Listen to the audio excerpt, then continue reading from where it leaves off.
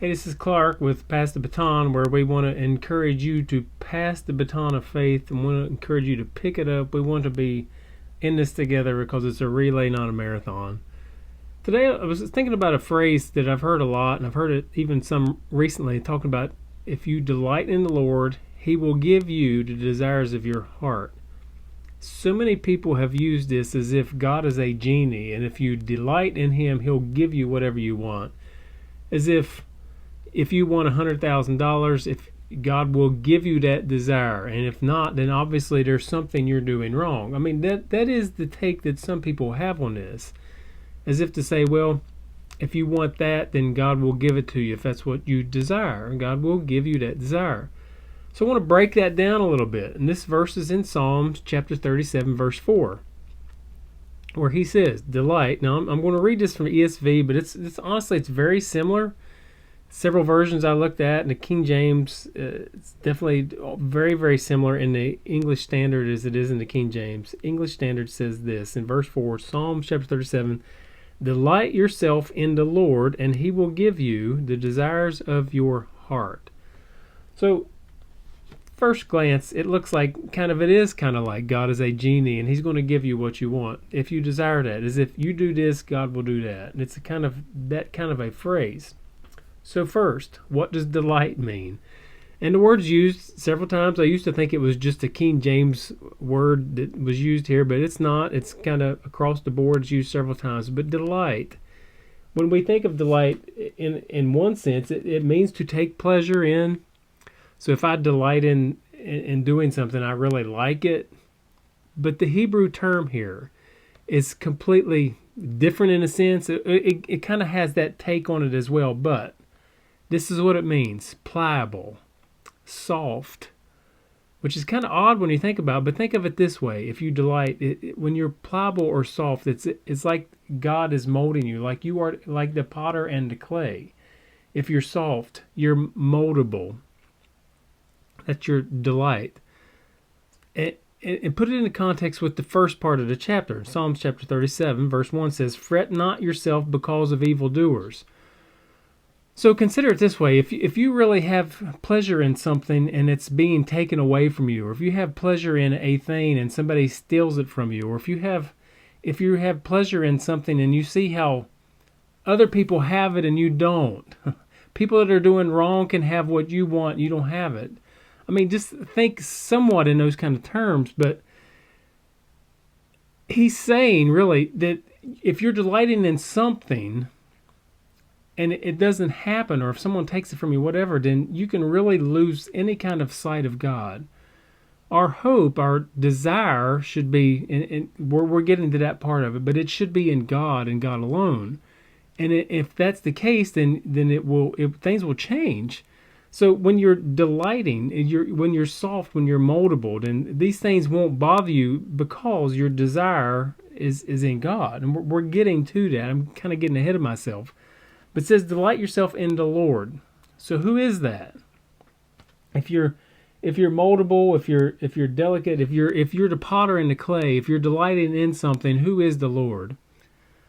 Now, first off, I would say that in verse 1, this was Abraham Lincoln's. They said his Bible would open directly to this verse, fret not yourself of evildoers. But there's another person who also said this is her favorite verse, which is verse 4, delight yourself in the Lord.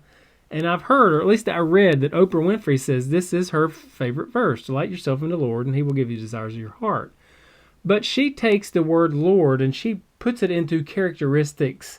And she says things like it would be substituted for virtues such as kindness, compassion, forgiveness. And listen, God is those kind of things. He is characteristics. He is loving. He's forgiving. But this is not just any word for Lord. This is Yahweh. This is Jehovah. It is all caps, which anytime you see that all caps, at least I know in KJV, it is that word Yahweh. It's the word for God, specifically for Him, that the Jewish people would not even speak. So this is relational. This is the Lord. It is very specific to Him. And He is someone who wants to have a relationship with us. It's as if a father and a son or a father and a daughter. This is the Lord. This is Yahweh. It is Jehovah. He is the one who wants to have a relationship with you. If you delight in him, if you're moldable to him, then he will give you the desires of your heart. So I want you to think of it this way. It's not that he's given you what you are desiring, but he is changing your desires toward him. And that is what this means. When you delight yourself in the Lord, and he will give you the desires of your heart. If you're moldable to him, if you're not letting the evildoers get the best of you, if you're not letting all those hardships that's come upon you get the best of you, if you're not letting all that change you, but your desire is in God, your desire is not in the things. For years, put this more specifically toward me, for years I've desired an old Ford. For whatever reason, I've just always loved them. So Laura helped talk me into finally getting one, and it's kind of sat here for a while. We've done some stuff with it, and Laura made the seat look absolutely awesome. She covered it with leather and put black carpet down on the floor. She painted some things. Now, of course, this was after I fixed the floor pans that were rusted out. So I kind of had a little bit to do with it, but Laura made that look awesome. She did a lot of that thing. So that was kind of desire of my heart, but if that is what I'm looking to and someone takes it from me, or if someone comes in and destroys it, or if I wreck it, then what I have desired is gone in a sense.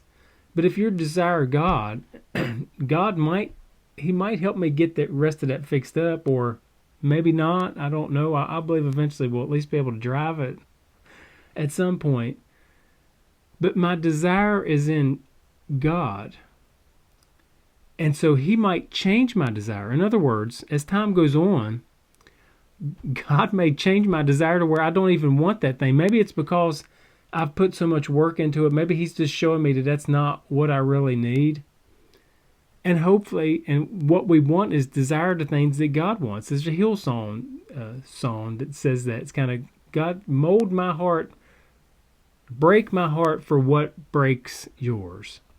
And that's what I want. I hope it's what you want. I want him to give me the desires.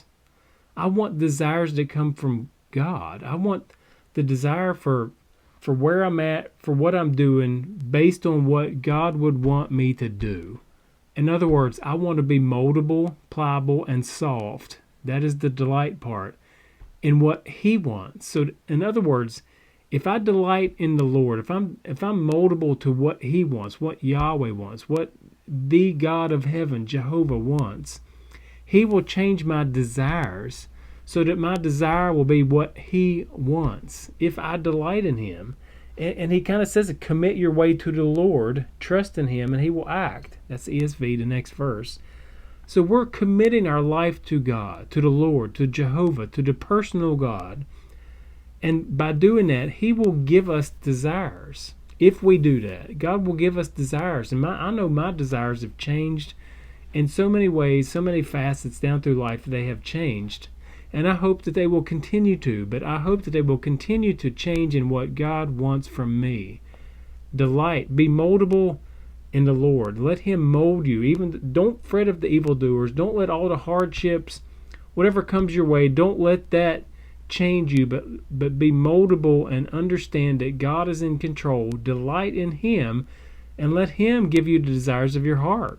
If we're pliable, if we're moldable to the things that's going on in our life, then I believe our desires will change. A lot of times when hardships come, it will change your desires to some extent. And I've seen that in my own life. Hopefully we'll see it in yours and many others that might listen to this. But if you will delight in him, let him change you. Let him change your desires. It's not about, hey, I'll delight in you, you give me this. No, it's that he will give you desires that will change. And that is so different than looking at it as a genie in a bottle that will give you what you want. He's going to give you desires that will change. That desire may be to help your neighbor. That desire may be to do something for your local church. That desire may be to feed the hungry. That desire may be to give a big sum of money to someone, to some organization, whatever that may be. But if we delight, if we're moldable in the Lord Jehovah, then He will give us desires, and those desires will change. I believe as we're being molded, God will continue to mold you, and He will change your desires, and that's okay.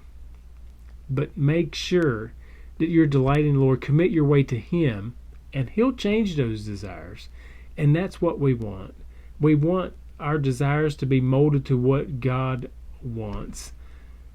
And He will constantly, that's constantly evolving sometimes, because things will change. So your desires may change. Your desires may change to help this person instead of that person because of things that may have happened. But your desires, hopefully they're changed because of God and what God has put in your heart. And that's what we want. Delight yourself in the Lord, and He, the Lord, will give you the desires of your heart, so that your desires are now coming from God and not just from something that you want. And hopefully that's what we'll all do. Hopefully that's what you'll do. That's what I'll do. I want to be moldable. I want my desires to come from Him. And so until next time,